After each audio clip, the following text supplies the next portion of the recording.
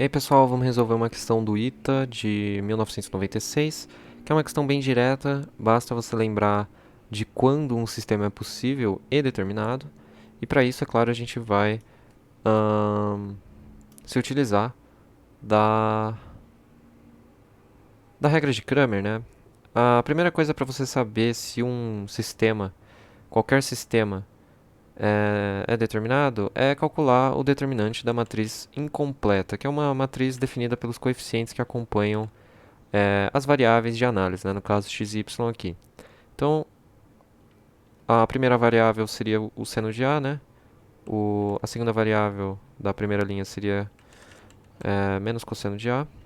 E fazendo da mesma forma, você vai completando aí a sua matriz incompleta. E aí, calcula o determinante.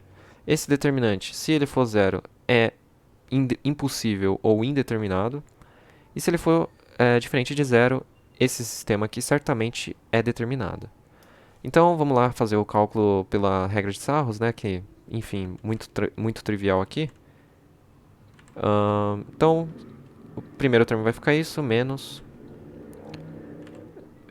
cosseno ao quadrado de A, né?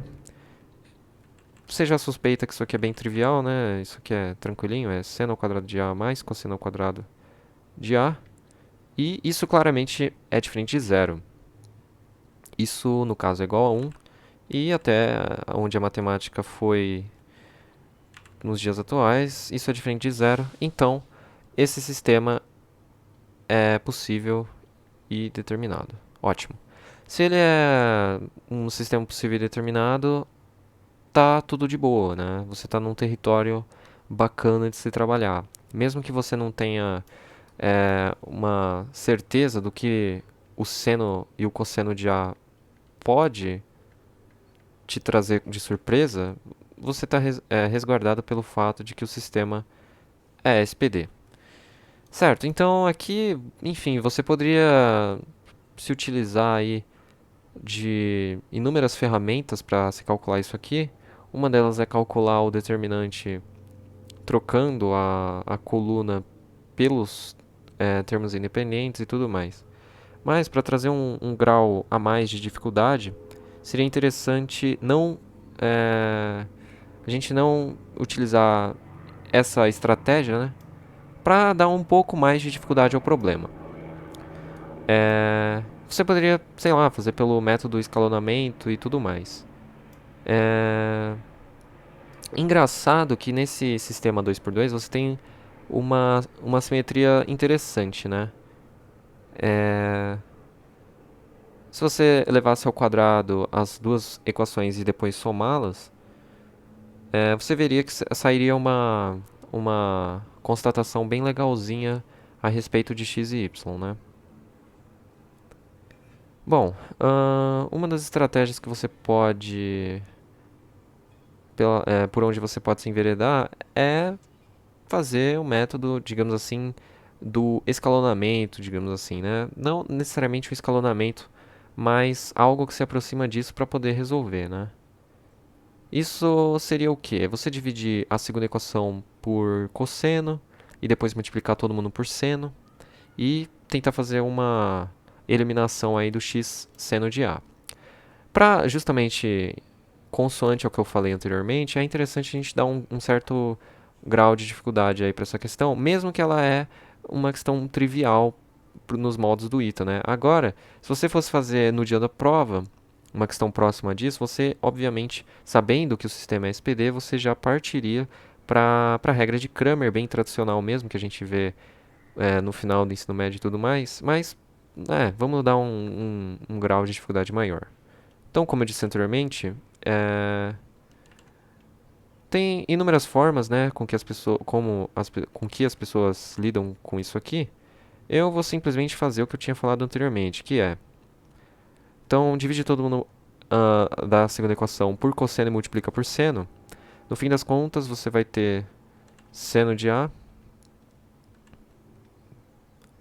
é, divide por cosseno multiplica por seno, então y ao quadrado dividido por cosseno de A e menos 1. Aliás, menos tangente de A. É... Certo, né? Porque você dividiu todo mundo por cosseno e multiplicou por seno. Então, seno dividido por cosseno dá tangente. Aí, eu faço a primeira menos a segunda. Vamos fazer... é, representando por i, né? As primeiras equações aí. Então, i1 menos i2... eu não sei porque tem um y ao quadrado aqui, não era pra ter, era só pra ter o seno ao quadrado de a. E aí vamos colocar, aliás, fazer a segunda equação menos a primeira, porque vai nos poupar de escrever um sinal negativo chato. Então, segunda equação menos a primeira. Se você fizer esse termo menos esse vai dar zero, né? Evidentemente, foi para isso que a gente chegou a esse sistema equivalente. E aí coloca o y em evidência. Vai ficar seno ao quadrado de a dividido por cosseno menos cosseno. Aliás, mais cosseno, que vai ficar menos com menos ali, né? E do outro lado vai dar zero. Então aqui você nem precisa fazer muito esforço para ver o seguinte. O y tem que ser zero. Olha só que maravilha. Se você quiser expandir esse parênteses aqui para ver o que vai acontecer, vamos fazer isso, né? Você vai ficar parênteses aqui também. Seno ao quadrado de a mais cosseno ao quadrado de a. Tudo isso divide por cosseno. E isso vai dar zero. Esse seno ao quadrado de a mais cosseno ao quadrado de a você sabe que é 1. E vai ficar y sobre cosseno de a é igual a zero. Logo, y tem que ser zero, né?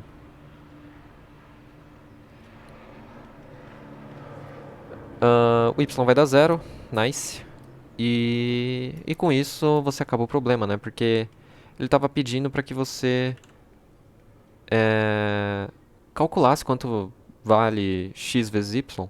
Só que se o y vale zero, você nem precisa calcular o x, ainda que ele seja determinado, porque o y vale zero, né? E qualquer coisa vezes zero vai dar zero. Enfim, não deu para dar uma dificultada muito grande nisso aqui. Daria para fazer outras, se utilizar de outros artifícios, mas aí você cairia numa discussão infindável sobre os valores de A para que as coisas se sucedessem de boa forma, né? Quer dizer, se o A for zero, o seno dele vai ser nulo. E se você fosse dividir alguma equação ou chegar em um momento da sua resolução que você precisasse dividir as coisas por seno de A, você precisaria tomar muito cuidado. E seria um cuidado que transcenderia a dificuldade, né, o intuito dessa questão. Agora, veja que pelo fato de A estar inserido no intervalo de menos π sobre 4 rad até π sobre 4 rad, não em qualquer circunstância o cosseno dele vai ser diferente de zero. Isso é muito legal. Então você tem que se aproveitar de um fato tão forte como esse, né? Cosseno de A certamente é diferente de zero. Quer dizer, ele só seria igual a zero se aqui tivesse um número da forma kπ mais π sobre 2, né? Mas não tem. E aí é por isso que eu disse para a gente dividir a segunda equação por cosseno, né? Já que, pô, você está dividindo por um número que você sabe que não é nulo. E isso é ótimo, né? Você vai se livrar de análises um pouco mais rebuscadas e dispendiosas, né? Por uma questão dessa. Então, xy é zero porque y é zero. Esse foi o vídeo e até a próxima.